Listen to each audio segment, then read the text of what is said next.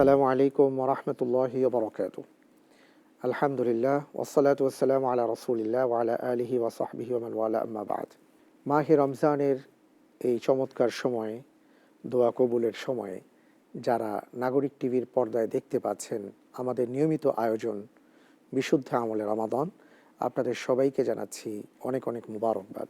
রমাদান হচ্ছে এমন একটি মাস যে মাসে আমরা আমাদের যত ধরনের আবর্জনা মনে পোষণ করে রেখেছিলাম, সে আবর্জনা থেকে মুক্ত হবার একটি সময়, একটি বিশেষ ব্যবস্থা রমাদান আমাদের মাঝে নিয়ে এসছে।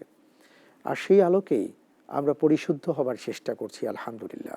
এই ইফতারের পূর্বক্ষণে আপনাদেরকে যে বিষয়ে আমি দৃষ্টি আকর্ষণ করতে চাই তা হচ্ছে, আমাদের যাবতীয় ইবাদার অন্যতম একটি ইবাদা হচ্ছে ইসলাম কবুল করার পরে সালাত আদায় করা। অনেক সময় আমরা সালাতের ব্যাপারে উদাসীনতা প্রকাশ করি, অথচ আমরা কি জানি রাসূল সাল্লাল্লাহু আলাইহি ওয়াসাল্লাম বলেছেন, বাইনাল আবদি ওয়া বাইনাল কুফরি তারকুস সালাহ। একজন মুসলিম একজন অমুসলিমের মাঝে পার্থক্য নির্ণয় করে দেয় সালাত। অর্থাৎ যিনি মুসলিম তিনি সালাত আদায় করেন, আর যিনি মুসলিম নন তিনি সালাত আদায় করেন না। অথচ আমরা নিজেরা নিজেদেরকে মুসলিম বলে দাবি করা সত্ত্বেও সালাতের ব্যাপারে কতটা যত্নবান হতে পেরেছি। অথচ পবিত্র কোরআনুল কারীম যদি আপনি খুলে দেখেন প্রিয় দর্শক, দেখবেন আয়াতে কারিমাতে অসংখ্য জায়গায় রব্বুল আলামিন বলেছেন আকিমুস-সালাহ, আকিমুস-সালাহ ৮২ বার বলা হয়েছে। আমরা কি একবারের জন্য চিন্তা করেছি আল্লাহ তাআলা যেই কথা একবার বললেই আমাদের জন্য আদেশ হয়ে যায়, ফরজ হয়ে যায়, সেটা যদি তিনি ৮২ বার বলেন তাহলে কতটা গুরুত্ব দেওয়া হয়েছে এই ইবাদতের ব্যাপারে। পবিত্র কোরআনুল কারীমের মধ্যে এসছে, ওয়া ইযা সাআলাকা ইবাদি আন্নী ফাইন্নী করিব। হে মুহাম্মদ সাল্লাল্লাহু আলাইহি সাল্লাম, আপনি বলুন যখন আমার বান্দা আমাকে ডাকে আমি সাথে সাথে তার ডাকে সাড়া দিই। এই ডাকটা কখন? বিশেষ করে মুহাদ্দিসিনে কেরাম, মুফাসসিরিনে কেরাম তারা বলেন সেটা হচ্ছে সালাতের মাধ্যমে, যখন আমরা আমাদের রবকে ডাকি। সূরাতুল আলাকের সর্বশেষ আয়াতে রব্বুল আলামিন ইরশাদ করেন, ফাসজুদু ওয়াকতারিব। তুমি রব্বুল আলামিনের নিকটবর্তী হতে চাও, তুমি আল্লাহর কাছাকাছি আসতে চাও, সেজদা দাও, আল্লাহর কাছে চলে আসতে পারবে। প্রিয় দর্শক, আমরা রব্বুল আলামিনকে কাছে পেতে চাই, কিন্তু যাওয়ার পথ বাতলে দেওয়ার পরও সেই পথে হাঁটতে চাই না।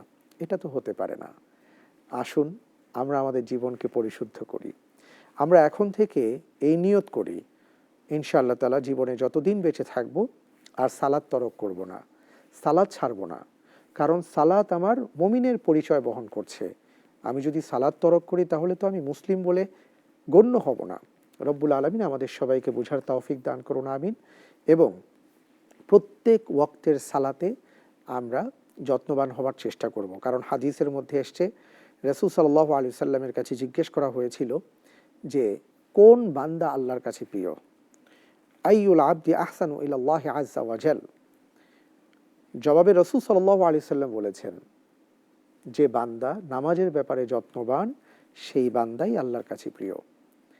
তাই আসুন এখন থেকে ৫ ওয়াক্ত জামাতের সাথে ৫ ওয়াক্ত সালাত আমরা আদায় করব, এবং সুন্নত, নফল, মুস্তাহাব যত ধরনের সালাত আছে আমরা আদায় করব ইনশাআল্লাহ তাআলা। রব্বুল আলামিন আমাদের সবাইকে সেই তৌফিক দান করুন। আল্লাহুম্মা আমিন।